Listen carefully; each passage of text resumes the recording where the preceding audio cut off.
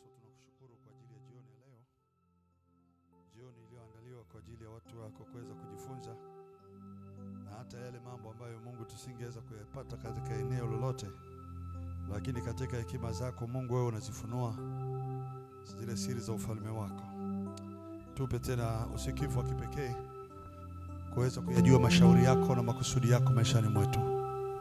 Roho Mtakatifu, tunajiweka wakfu mikononi mwako. Tunaomba vipawa vyako vya hekima na maarifa na ufahamu vitukalie kama wingu lako kuu la kutuwezesha kuyajua mapenzi yako. Damu yako Yesu ikitufunika na kututakasa katika ufahamu wetu na uelewa wetu. Katika jina la Yesu Kristo Mwokozi. Amen.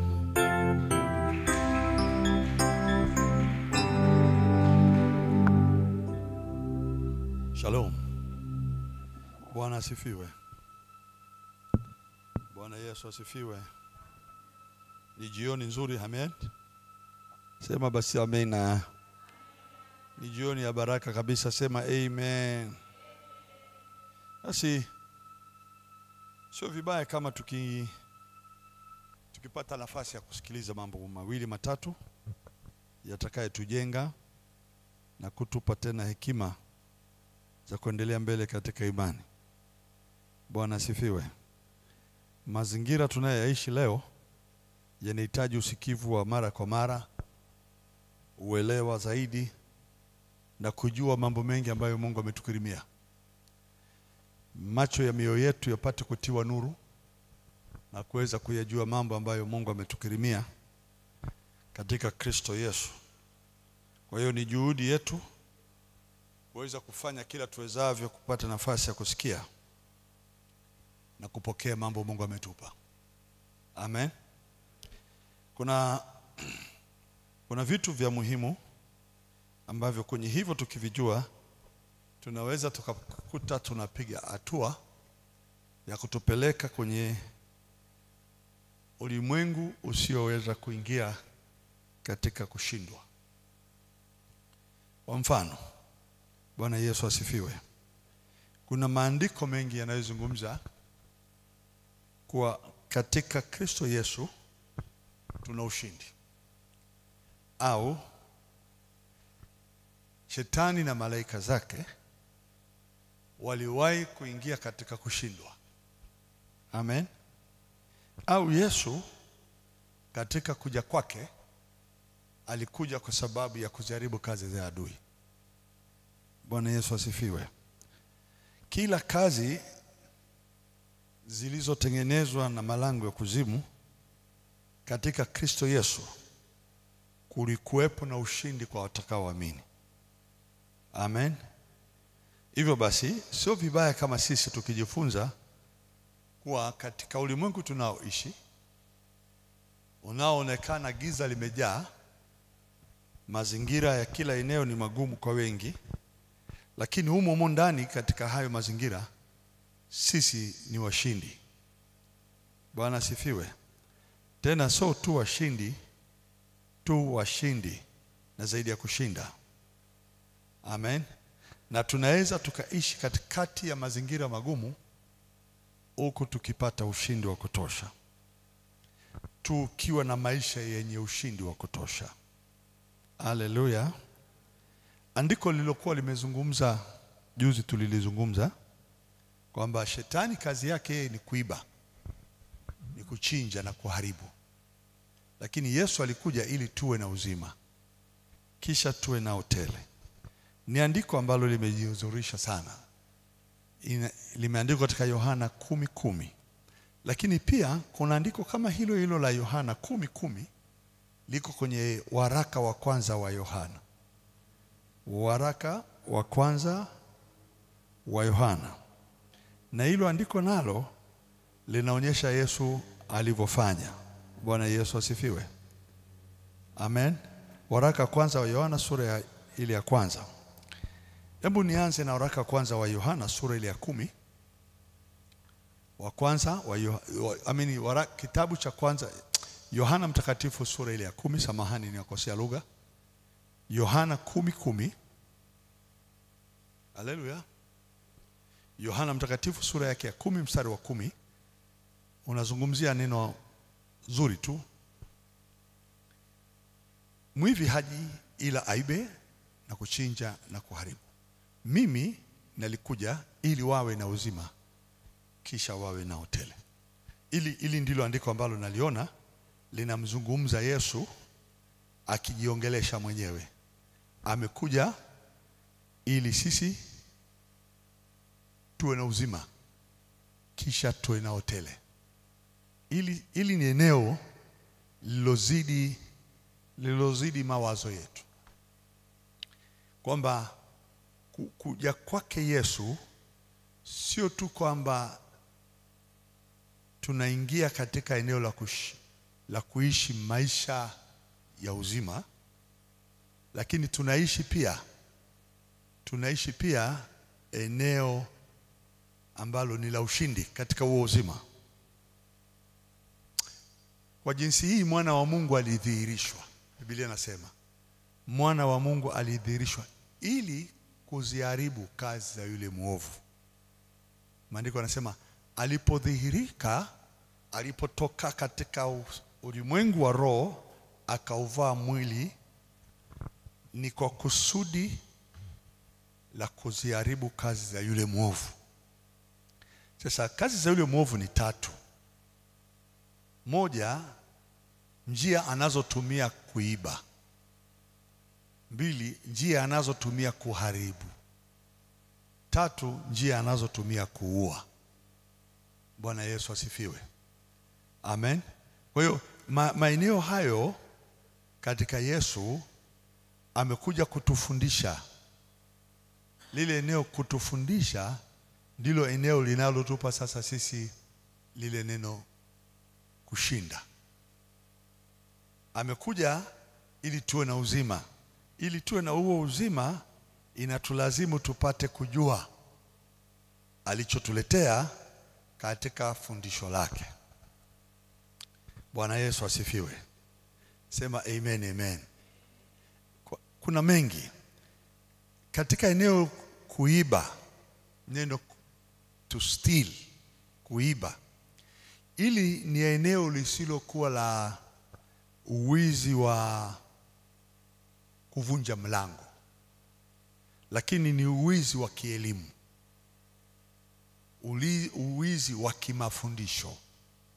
Shetani haji kwenye vita vya mwili kuvunja na kuharibu eneo labda jengo, kaiba gari. Hiyo sio alivyo yeye. Yeye anakuja kama mtu anayetaka kukufundisha. Anakupa mapokeo, anakupa elimu, anakufundisha we 1, 2, 3, jibu lake ni hili. Lakini ukiliangalia analolifundisha ni jambo analoliondoa kutoka katika asilia ya kweli ya Mungu yenye kutupatia wokovu, uzima wa milele. Alafu tunaenda kwenye fundisho ambalo halina uungu wa Mungu. Sijui kama naeleweka kwenye hiyo. Bwana Yesu asifiwe. Sema basi amen. Kwenye ile fundisho, wakati Mungu anazungumza fundisho, ukienda kwa Paulo anasema, angalia mtu asiwafanye mateka kwa elimu yake ya bure, kwa mafundisho yake matupu, kwa elimu yake. Yaani eneo la kielimu ndilo ambalo ibilisi analolitumia. Na kwa njia hiyo amepata walimu wengi. Ibilisi amepata walimu wengi kutuondoa katika imani, kutuondoa katika zile baraka za Kristo, ushindi tulionao. Kwa hiyo anakuibia huku ukijipigia makofi mwenyewe kwamba ameniibia haki yangu, lakini ujui kama umeibiwa haki yako. Bwana Yesu asifiwe. Sema amen, amen. Tunahitaji kuwa na fundisho. Eneo la wizi analotumia au kuvunja au kuharibu kilicho cha kwako. Kwa mfano, nikienda kwenye eneo la Adamu na Eva. Haleluya. utakuta maandiko yanasema hivi, Mungu akamfanya mtu kwa mfano wake na kwa sura yake, akamfanya mtu mwanamume mtu mwanamke. Mungu akawabarikia, alafu Mungu akawaambia, zaini muongezeke, mkaitawale na kuitisha nchi. Kisha akawaambia, msile tunda la mti katika bustani, lile tunda la katikati, maana kitendo cha ninyi mtakapokula tu mtakufa hakika. Alafu shetani akaja tu kwa njia hiyo hiyo, maneno yale yale Mungu aliyoyaongea, akauliza swali, eti Mungu amesema msile matunda ya mti katika bustani? Sema hapana, Mungu amesema tule matunda yote, lakini mti ule wa ujuzi wa mema na mabaya Mungu amesema no. Akasema Mungu aliwaambia hivyo kwa sababu anajua siku mtakapokula mtafahamu yote, mtakuwa kama yeye. Yani hakupinda kabisa kwenye eneo la Mungu. Alionyesha wazi kabisa mtakuwa kama yeye, kwamba sasa hivi ninyi hamko kama Mungu, lakini mkishakula mtakuwa kama Mungu. Sasa na wale watu wawili, sijui kulitokeaje, wakasahau kwamba walikuwa na mfano na kwa sura ya Mungu. Kwa hiyo waliingizwa kwenye elimu ambayo ilifanana, lakini iliweka mashaka. Yale mashaka yakawa yamesababisha Adamu na Eva wakala matunda ili wawe kama Mungu. Mwisho wa hayo maisha wakawa wameingia kwenye uharibifu. Uharibifu wenyewe ni mauti ambao umewapelekea mpaka leo mwanadamu hawezi kumpata Mungu kwa njia ya elimu na mapokeo ambayo ni nje ya Kristo. Mahali fulani Yesu akasema, mimi ndio njia, mimi ni kweli, tena na uzima, na wala hapana mtu anaweza kaenda kwa Baba isipokuwa kwa njia yangu. Akionyesha ule uzima, akionyesha ile kweli, akaonyesha na ile njia, kwamba anayetafuta njia kufika kwa Baba, mimi ndio hiyo njia. Bwana Yesu asifiwe. Akimaanisha kwenye eneo la wewe kutafuta kuona mlango wa kwenda, mahali pa kwenda, njia ya kuendea, ni fundisho la aina gani? Akasema kama mnataka fundisho, basi muje kwangu, mafundisho yangu ndiyo yatakayowasababisha muione hiyo njia ya kufika kwa Baba. Msipojifunza katika mimi, hamtafika kwa Baba. Amen. Akaonyesha pia katika ile kweli, yani ili uijue kweli, yeye ndiye kweli. Yani Mungu kaficha ile siri ya kweli ya kumjua Mungu ndani ya Kristo. Kwa hiyo ukitaka kuijua hiyo kweli, lazima uje katika Kristo. Na hata ule uzima pia uko katika yeye. Bwana Yesu asifiwe. Sema amen, amen. Kwa hiyo eneo sisi tuweze kumfikia Mungu, lazima tupite katika Yesu. Tupate uzima, lazima tupite katika Yesu. Tuijue ile kweli, tusipotee, lazima tupite katika Yesu.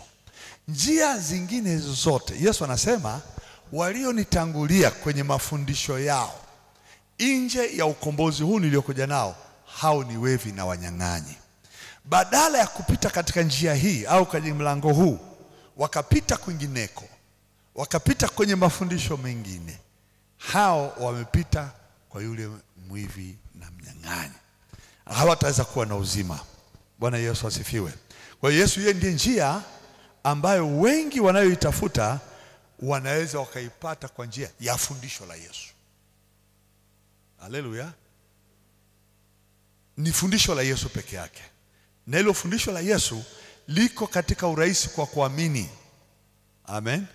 Kwa kuamini tu, kwa kusema kwamba wewe ni mwokozi wangu, kwa kusema tu sina mwingine zaidi yako. Bwana Yesu asifiwe. Hebu niangalie kitabu kimoja cha Luka sura ya 2 mstari wa 11.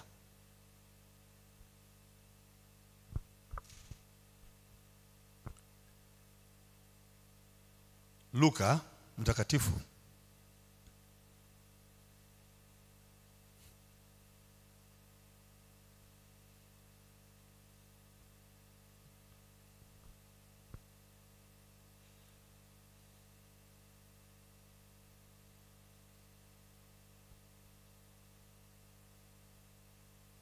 Inasema hivi, mstari wa 11. Bwana Yesu asifiwe. Nianze mstari wa 10, anasema hivi, malaika akawaambia, msiogope, kwa kuwa mimi nimewaletea habari njema ya furaha kuu itakayokuwa kwa watu wote. Maana leo katika mji wa Daudi amezaliwa kwa ajili yenu, lugha nzuri sana, Mwokozi, ndiye Kristo Bwana. Bwana Yesu asifiwe. Malaika akawaambia wale wachungaji, msiogope, kwa kuwa nimewaletea habari njema ya furaha kuu, Bwana asifiwe, tena itakayokuwa kwa watu wote. Haleluya. Maana anaongea tafsiri ya mstari wa 10, anaweka kwenye mstari wa 11. Maana hiyo furaha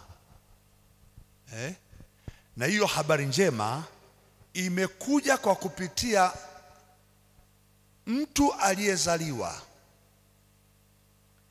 kwa ajili yenu. Bwana asifiwe. Aliyezaliwa kwa ajili yenu, Mwokozi, amen, Kristo Bwana. Maneno makubwa matatu. Katika mji wa Daudi amezaliwa kwa ajili yenu. Hili ndilo fundisho tunalolitaka. Tunampata Mwokozi kwa ajili yetu. Kwa nini Mwokozi? Kutuondoa katika adui anayekuja kuiba, amen, kuharibu na kuua.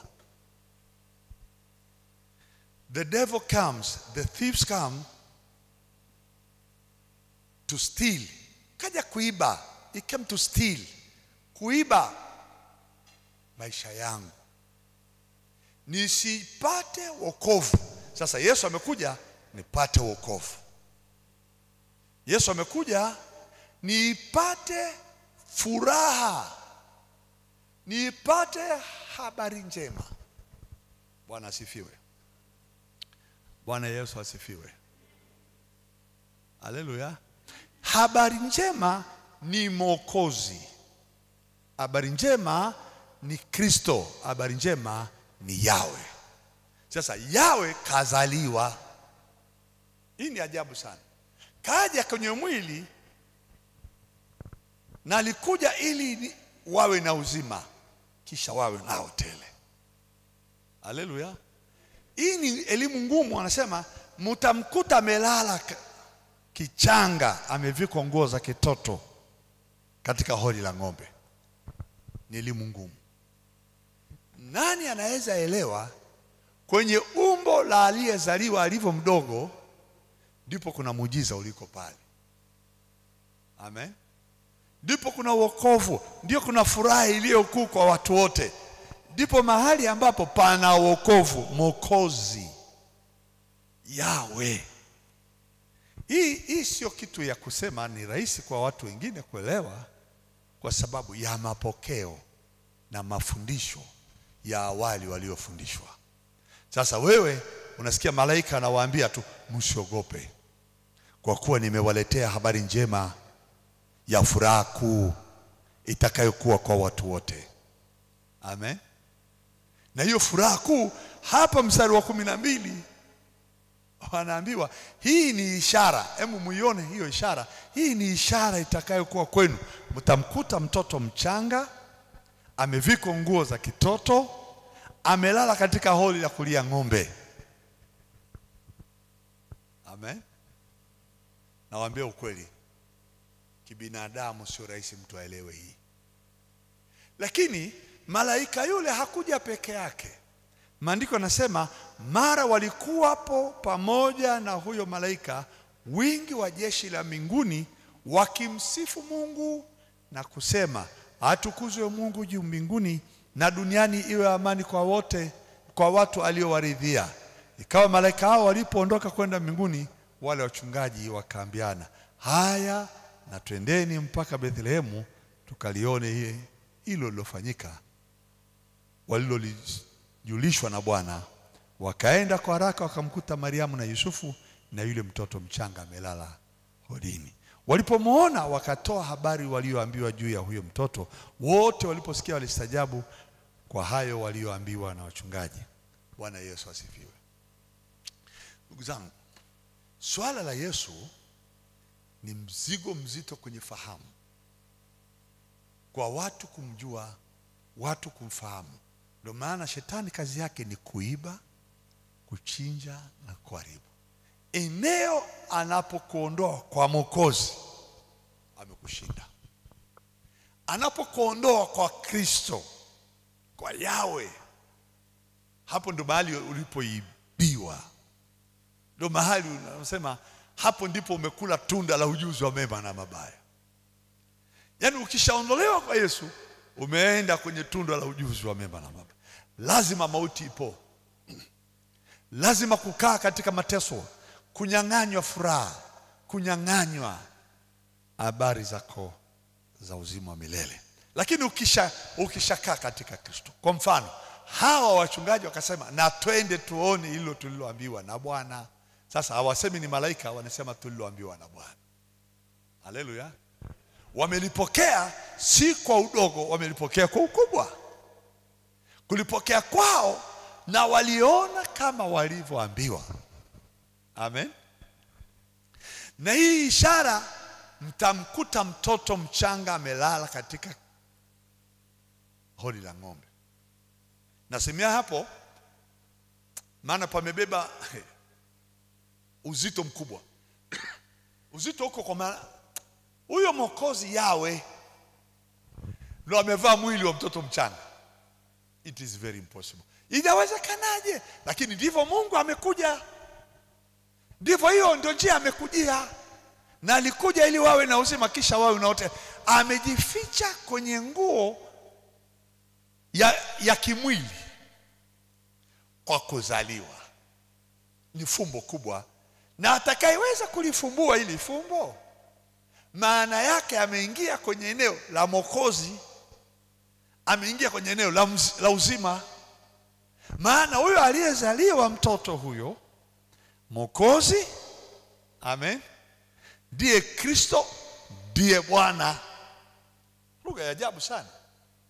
Lakini Kristo huyo Mungu Yawe eti ametokea kwenye hori la ng'ombe. Ukiwakuta watu wenye akili ndogo ambazo haziwezi kujua mambo ya Mungu, hata kama angehadithiwa sana, uwezo wake kuelewa ile andiko ni ngumu. Mungu hazai, Mungu hazaliwi. Tunaona hiyo Wanasema kabisa Mungu hazai, Mungu hazaliwi. Mungu hazai, Mungu hazai. Sasa uje utokee sasa malaika kama hawa wametokea. Amen. Akili ndogo zisizo na Mungu, hata hawa malaika wasingeweza kuongea na wao. Malaika hawezi ongea na watu wana vichwa vya ovyo. Amen. Malaika wanaongea na watu wenye uwezo wa kukubali yale Mungu anayosema. Vichwa vilivyoharibiwa na pombe na vinywaji ambavyo havikai katika asili ya Mungu, wameharibiwa na mafundisho potofu.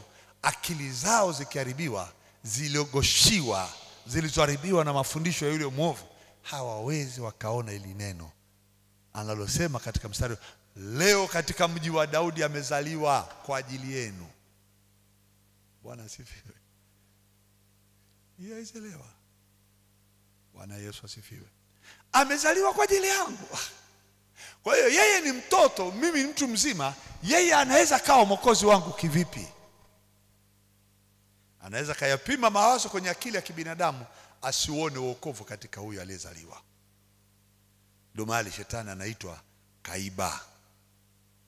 Kaiba nini? Kaiba akili ya mtu, kaiba ufahamu wa mtu, kaiba kilicho cha thamani, kisichoweza kumwelewa Mungu. Kile kitu ndani yake kilichoingizwa ambacho hakimsikii Mungu, kakichukua. Yaani kakiweka ndani ya mtu, kamwambia mtu, hii ndio akili nakupa, usimuelewe Mungu milele. Na mtu anakubali hiyo elimu, anasema dini yangu, dhehebu langu, imani yangu inayokwenda kumfanya asimjue Mungu kabisa. Bwana sifiwe. Nimeatafakari ya maneno kwa muda, namna ambavyo Mungu kumfanya mtu akupate wewe ukamwelewa. Amen. Yaani hivi kweli na akili zangu za kielimu za kuzaliwa naweza nikamwelewa huyu malaika? Haleluya. Eti huyu malaika anasema hivi, msiogope kwa kuwa nimewaletea habari njema ya furaha kuu. Wewe mwanadamu habari yake njema ni pesa, ni mali, ni vitu. Naambia achana na hiyo. Habari hii niliyokuja nayo, mtoto amezaliwa. Na huyu mtoto ni Mwokozi. Na huyu mtoto ni Masihi. Na huyu mtoto ni Yahweh. Yaani akili iliyooza haiwezi kumsikia huyu malaika. Lakini akili ambayo Mungu ameichagua. Amen. Bwana Yesu asifiwe. Wale waliokuwa wakiambiwa waliona kundi la malaika waliofuatana wakiimba. Haleluya. Sema amen, amen. Wakiimba, Biblia inasema lilikuwa ni wingi wa jeshi la mbinguni wakimsifu Mungu na kusema. Haleluya. Sasa hii kwangu mimi naona is a great blessing, kwa maana Bwana Yesu asifiwe. Eneo la uwezo wa wachungaji kusikia, kuelewa, kuamini, kuliruhusu fikira na akili zao ziwe connected na ujumbe ulioletwa pamoja na sifa zilizokuwa zikiimbwa, walizisikia. Bwana asifiwe. Walisikia nyimbo. Biblia inasema walisikiliza, majeshi ya mbinguni yaliimba. Bwana Yesu asifiwe. Mbingu, jeshi la mbingu walimsifu Mungu akisema, atukuzwe Mungu juu mbinguni na duniani iwe amani kwa wote aliowaridhia. Sasa hapa sisi tuko duniani. Amen. Mungu anatukuzwa, alafu duniani sisi huku Mungu ametupa amani katika Kristo Yesu. Bwana Yesu asifiwe. Haleluya.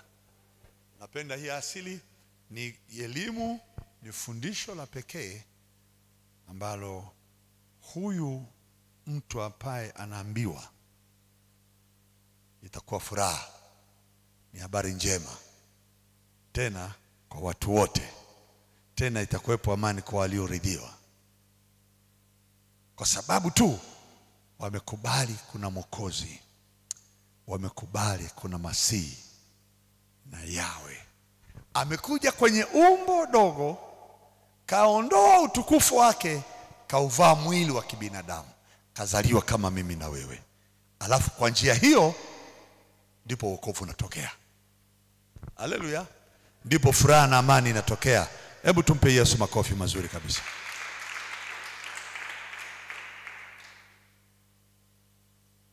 Ngoja nione kitu kingine cha pekee, cha ajabu sana, nacho nimekiangalia nikakiona cha ajabu. Hebu nifungue kitabu cha Marko.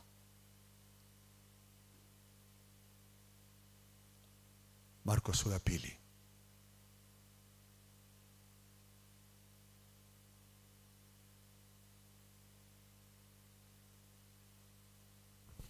Marko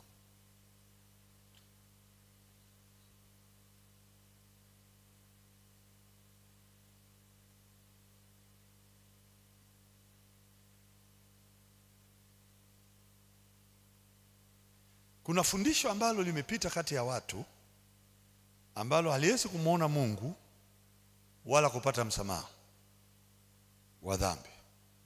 Na hilo fundisho lilipopita juu ya watu liliwanyima watu kupokea wokovu, na hilo fundisho likawazuia watu kupata uzima wa milele. Fundisho hili linasema hivi. Amen. Sikiliza ilivyo. Marko sura 2 mstari wa 1 anasema, akaingia Kapernaum tena baada ya siku kadha wa kadha. Nichukue hivi, Mwokozi, Kristo, Bwana. Sawa Nachukua ile maneno yule malaika pale katika kitabu cha Luka sura ya 2. Huyu Kristo, huyu Mwokozi, huyu Yawe akawa ameenda kutembelea mji unaitwa Kapernaum. Ni mtu sasa. Alafu watu wakasikia ya kwamba yuko ndani ya nyumba mahali. Wakakusanyika watu wengi kwenye ile eneo la hiyo nyumba, isibaki nafasi hata mlangoni, hamna nafasi.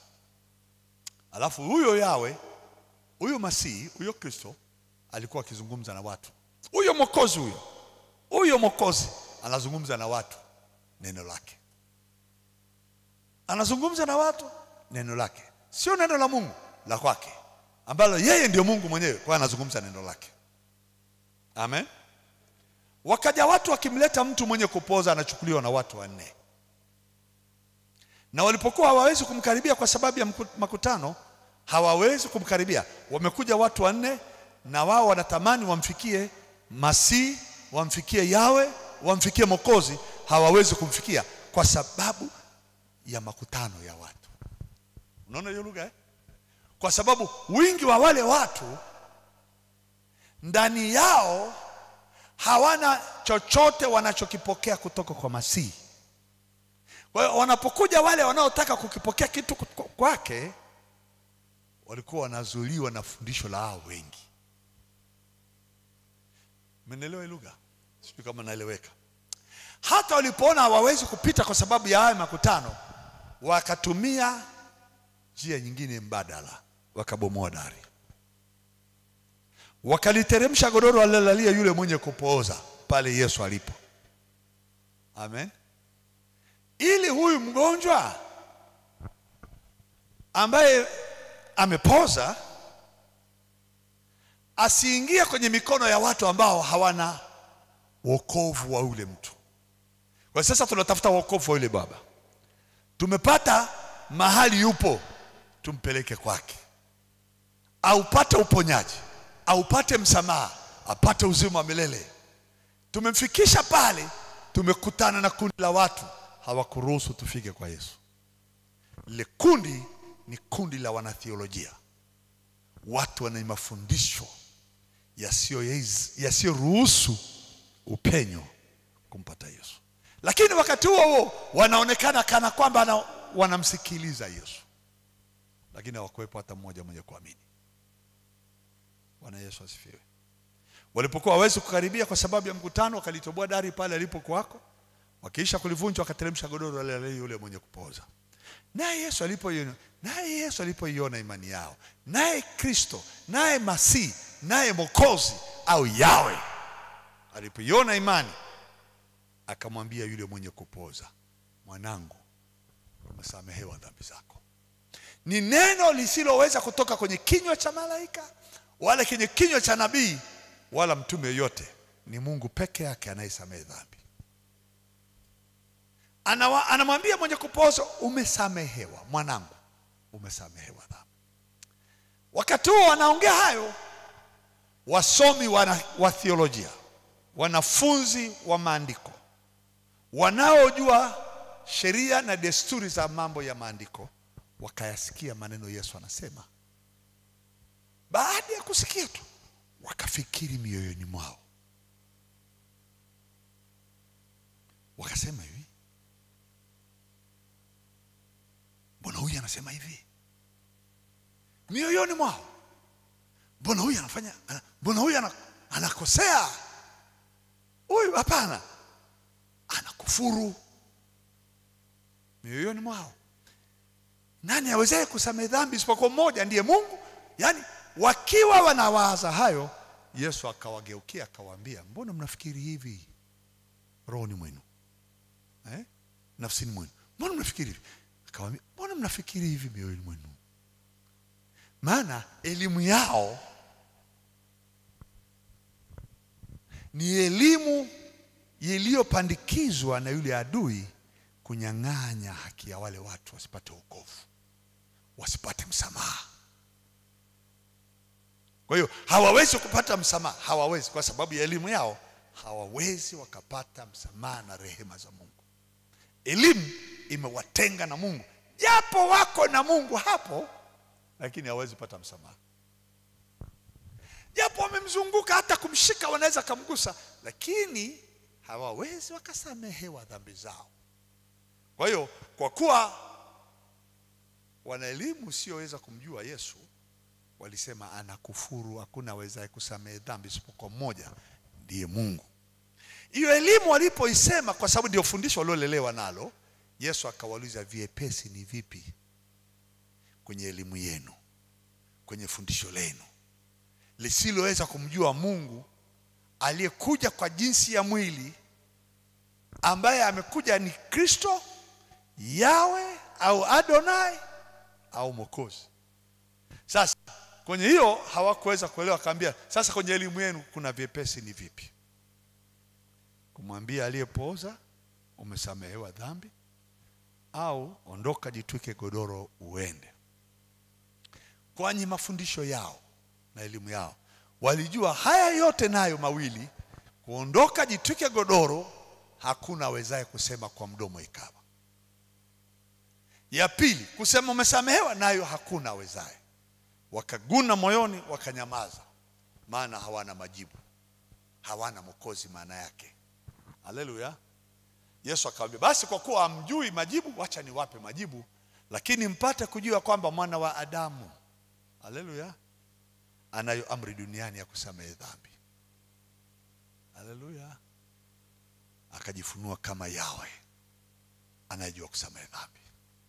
Akawaambia, sasa mpate kujua.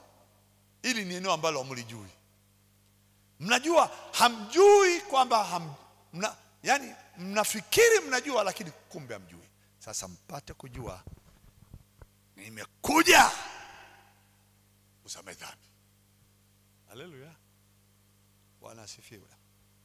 Hapo akamwambia yule aliyepooza. Sasa anamwambia yule aliyepooza, nakwambia ondoka, maana yake rise, jitwike godoro lako. Aliyepooza anaambiwa, sio anaombewa. Amen. Sio anaombewa, sio anaswaliwa hapa. Hamna dua anayepewa hapa, hakuna sala ya baba yetu iliyoko hapa.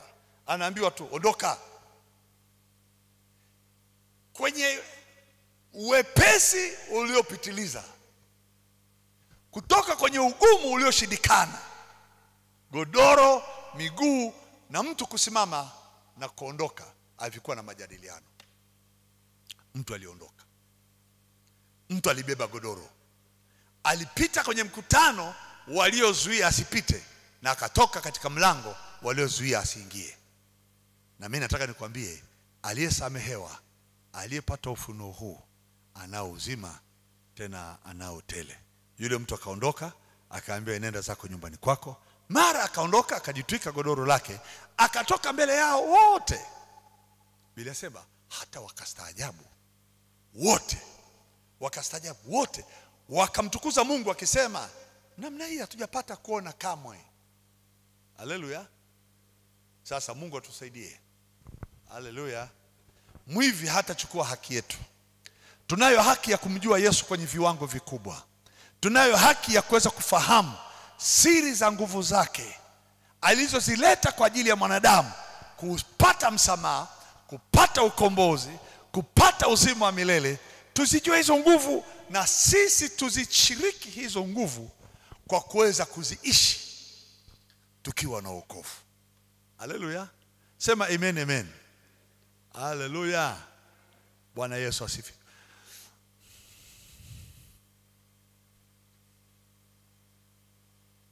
Sijui kama nimeeleweka. Wangapi wamenielewa? Haleluya. Hebu tuende kwenye andiko lingine. Mathayo 16.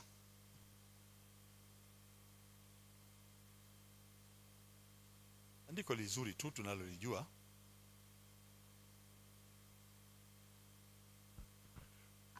Mathayo 16 mstari wa 16. Nianze mstari wa 13. Samahani. Mathayo 16:13 anasema hivi, basi Yesu akaenda pande za Kaisaria Filipi. Yawe, Adonai, Elohim, nitumia majina kwa ajili ya upanuzi wa ile malaika walivyoongea na wale wachungaji. Amen.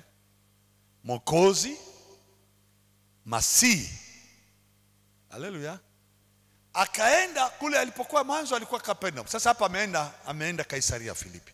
Akauliza wanafunzi wake akasema, watu unena kuwa mwana wa Adamu, kuwa Yesu Masihi, Mwokozi, Yeshua, ni nani? Haleluya. Jamani, hapa ndipo pa muhimu kwetu hata sisi pia wenyewe. Wanataka kujua huko mnapopita watu wanamunena mwana wa Adamu, Yawe, Adonai, aliyevaa anasema nguo za mwanadamu, amekuwa na umbo kama sisi, hana utukufu, amechukua namna ya mtumwa, ambaye katika yeye vyote vilitokea, viliumbwa, na pasipo yeye hakuna kilichotokea au kilichoumbwa. Katika yeye ndio kuna mwanzo na kuna mwisho, hakuna zaidi yake. Eti leo anatembea mahali panaitwa Kaisaria Filipi, na wanafunzi wanaulizwa, hivi watu wanamsema mwana wa Adamu kwa ni nani? Wanafunzi wakamjibu Yesu akasema, wengine unena huyu Yohana Mbatizaji, wengine Elia, wengine Yeremia, lakini mwalimu, wengine usema wewe ni mmoja wapo wa manabii. Hili ni fundisho, ndugu zangu. Hapa mwivi amekuja kuiba hapa, mwivi ameua mtu hapa, mwivi amechinja hapa, ameharibu. Ameharibu nini? Mioyo ya hawa watu kwenye mafundisho. Hawawezi kumjua Yesu ni nani. Kwa hiyo wanamuona ni mmoja wapo wa manabii, mmoja wapo. Wengine wakasema tena wengine, bwana unajua bwana, sisi tunajua Yohana Mbatizaji ameinuka tena, amekuja kwa njia ya huyu. Wengine wakasema so Yohana bwana, huyu ni Elia, yule Elia Mtishibi. Lakini hapana, lakini huyu anaweza kaa Yeremia. Maneno yaliyokuwa mtaani kwa sababu ya watu wameibiwa akili zao. Hii ni ajabu sana. Unaibiwa akili, unaokosa wokovu. Unaibiwa akili, unakosa tumaini la maisha ya milele. Lakini kwa kuibiwa kwao hawajui wameibiwa. Tatizo ndio hilo. Na pia hawajui wamepotea kwa sababu ya mafundisho yao. Sasa Yesu akataka kuonyesha na kutaka kujua jinsi wale wanamuonaje. Wakasema, je, Yesu anawauliza nani? Mwaninena mimi kuwa ni nani? Petro akajibu tu kwa haraka, Simioni, sema wewe ndiwe Kristo. Amen. Akajibu haraka, wewe ndiwe Kristo, mwana wa Mungu aliye hai. Alipotamka yale maneno, yakapita kwenye eneo la nje ya akili za kibinadamu. Haleluya. Nje ya mafundisho. Yesu akasema, heri wewe Simioni Bariona, heri wewe Simioni Bariona, kwa kuwa mwili na damu havikukufunulia hili, bali Baba yangu aliye mbinguni. Maana yake fundisho la darasani lililokuwa linawafundisha watu kupitia elimu za kibinadamu halikutumika kukufundisha mimi ni nani. Bwana asifiwe. Halikupita kwenye vio vya theolojia vya wanafunzi wanaoitwa wanafunzi waendao kujifunza mambo ya imani, dini na Mwenyezi Mungu. Hili silo fundisho la dini, ili nitoka kwa Baba. Amen. Hili unalolitamka Simioni halikutoka kwenye damu na nyama, halikutoka kwenye akili ya mtu aliyefundishwa, limetoka kwa Baba. Haleluya. Na kwa kuwa limetoka kwa Baba, sasa juu ya mwamba huu ninalijenga kanisa langu. Haleluya. Kwenye uelewa na ufahamu utokao kutoka kwa Baba, na nalijenga kanisa langu, na milango ya mbinguni haitalishinda. Hapo ndipo kanisa tunatakiwa tukae. Tunashinda malango ya giza, malango ya shetani, malango ya hila. Akija na hila zake, tunaye Mwokozi, Kristo ndiye Bwana. Haleluya. Na hatushindi tu kwa sababu ya kushinda kwenye elimu, na kwenye hilo fundisho la Kristo tunalolipokea ni nani, ndipo mahali kuna kipawa kinachoitwa ufunguo unapotolewa wa kufunga duniani na mbinguni inafungwa. Na tunafungua duniani kwa ufahamu wa kumjua Yesu ni nani. Haleluya. Sema amen, amen. Tendo hilo lilienda likafikia sura ya 17. Bwana Yesu asifiwe. Sura ya 17 kitabu cha Mathayo. Naomba nisome haraka, nina muda mzuri tu. Sura 16, Mungu amejifunua ndiye Kristo. Amen. Na kwa kupitia kujifunua hivyo, atakayepokea ufunuo ule, yeye atakuwa amepokea ushindi. Milango ya kuzimu haitakushinda. Kwa hiyo tumeshamshinda adui, tumeshamshinda muovu. Mwivi hawezi kuniibia tena, nimeshamshinda. Sio kuniibia tu, hawezi kuniharibia maisha, hawezi kuniharibia hatima ya kesho nilionayo, maana tayari nimeshaitwa katika Yesu, nimejengwa katika kushinda. Sasa anaingia sura ya 17. Sura ya 17 ina raha yake. Na baada ya siku 6, Yesu akawatoa Petro, Yakobo na Yohana nduguye, akawaleta juu ya mlima mrefu faragani, akageuka sura yake mbele yao. Sasa ameamua, mimi sio binadamu, mnijue mimi sio mwenzenu, mimi sio mtu wa damu na nyama. Sasa mimi asili yangu ni hii. Akageuka sura yake mbele yao, uso wake ukang'aa kama jua, sio kama taa, kama jua.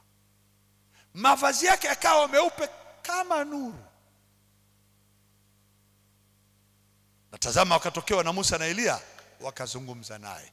Watu waliokuwa zamani watumishi wakubwa manabii walishasikika miaka zaidi ya 1000 nyuma ya Musa, Elia. Maandiko yanasema Petro alipoona hivi akamwambia Yesu, Bwana, ni vizuri kuwepo hapa, ukitaka tutajenga vibanda vitatu, kimoja chako wewe, kimoja cha Musa, kimoja cha Elia. Anaongea maneno hayo bila kuelewa. Tazama, wingu likashuka, wingu jeupe likawatia uvuli, na sauti katoka katika ile wingu, huyu ni mwanangu mpendwa wangu, naipendezwa naye, msikieni yeye. Wale wanafunzi waliposikia walianguka kifulifuli, wakaogopa. Kuogopa kwao, Yesu akawagusa akawaambia, msiogope, inukeni wala msiogope, ni mimi. Wakainua vichwa vyao wasimuone mtu ila Yesu peke yake. Bwana Yesu asifiwe. Alafu chini akashuka akawaambia, msiwaambie watu habari za haya maono,